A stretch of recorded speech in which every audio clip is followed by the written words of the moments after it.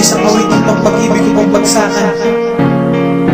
Ito po ay isang mensahe dapat malaman ng lahat. Sana ay maunawaan niyo ang mensahe ng awiting ito.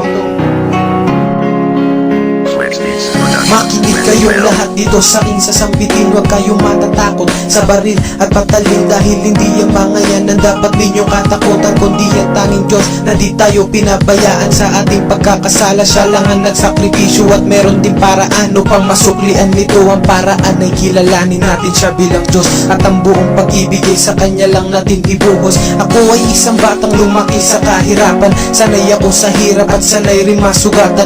Ngunit sinasamba ko lang noon ay kayamanan. Lahat ay gagawin upang merong pagkaperahan, ngunit na makilala siya, pinilit kong magbago. Ako ay lumayo at umiwas sa mga bisyo, itinigil ang lahat ng aking mga kalokohan. Tumalikod ako at hinarap ang katotohanan. Pakinggan ang mga kataga na sasabihin ko, buksan niyo ang inyong tenga, pakinggan ang mensahe ko. Hindi po ito kalokohan, ito'y katotohanan. Ito po ay importante, dapat po ninyong malaman. Pakinggan ang mga kataga na sasabihin ko, buksan niyo ang inyong tenga, pakinggan ang mensahe ko. Ang mensahe ng awiting to ay para sa lahat. Pagkatapos marinig, sana kayong lahat mamulat.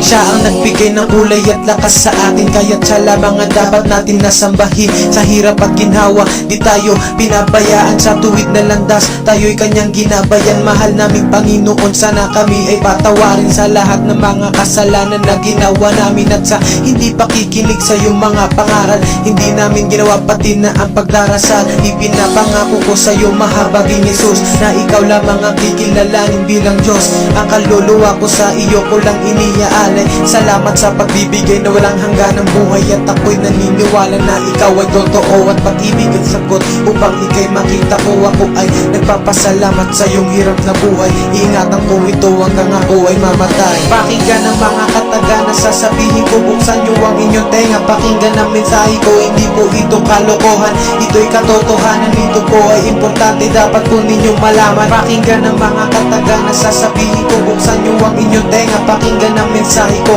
Ang mensahe ng awiting to ay para sa lahat. Pagkatapos marinig, sana kayong lahat mamulat. Pakinggan ang mga kataga na sasabihin ko, buksan niyo ang inyong tenga, pakinggan ang mensahe ko. Hindi po ito kalokohan, ito'y katotohanan. Ito po ay importante, dapat po ninyong malaman. Pakinggan ang mga kataga na sasabihin ko, buksan niyo ang inyong tenga, pakinggan ang mensahe ko. Ang mensahe ng awiting to ay para sa lahat. Pagkatapos marinig, sana kayong lahat mamulat. Sa pagtatapos ng awit ko, sana kayo'y nagising. Itigil na ang inyong bisyo, lalo paglalasing, at kayo ay maniwala sa Kanyang mga pangaral na pag-ibig ang sagot at hindi ang pagsusugal. Buhay ang ating Diyos at yan ang iyong tatandaan. Maniwala ka lang at siya'y iyong masisilayan. Gaganda ang iyong buhay, ito'y magiging makulay. Basta't laging tatandaan, huwag magtataas ng kilay. Si Jesus ang natatangi at nag-iisang Diyos. Halika at sabay-sabay nating damhin ang aplos ng Kanyang mga kamay na magsisilbing gabay papunta sa tuwid kung saan gaganda ang iyong buhay. Naway sa awit kong ito may natutunang aral. Huwag kasamaan, kabutihan ng ipairal sa mundong ibabaw. Si Jesus lang ang natatangi, kaya't siya lamang ang dapat nating ipagbuli. Pakinggan ang mga kataga na sasabihin ko, buksan niyo ang inyong tenga, pakinggan ang mensahe ko. Hindi po ito kalokohan, ito'y katotohanan. Ito po ay importante, dapat po ninyong malaman. Pakinggan ang mga kataga na sasabihin ko, buksan niyo ang inyong tenga, pakinggan ang mensahe ko. Ang mensahe ng awiting to ay para sa lahat. Pagkatapos marinig, sana kayong lahat mamulat. Pakinggan ang mga kataga na sasabihin ko, buksan niyo ang inyong tenga, pakinggan ang mensahe ko. Hindi po ito kalokohan, ito'y katotohanan. Ito po ay importante, dapat po ninyong malaman. Pakinggan ang mga kataga na sasabihin ko, buksan niyo ang inyong tenga, pakinggan ang mensahe ko. Ang mensahe ng awiting to ay para sa lahat. Pagkatapos marinig, sana kayong lahat mamulat.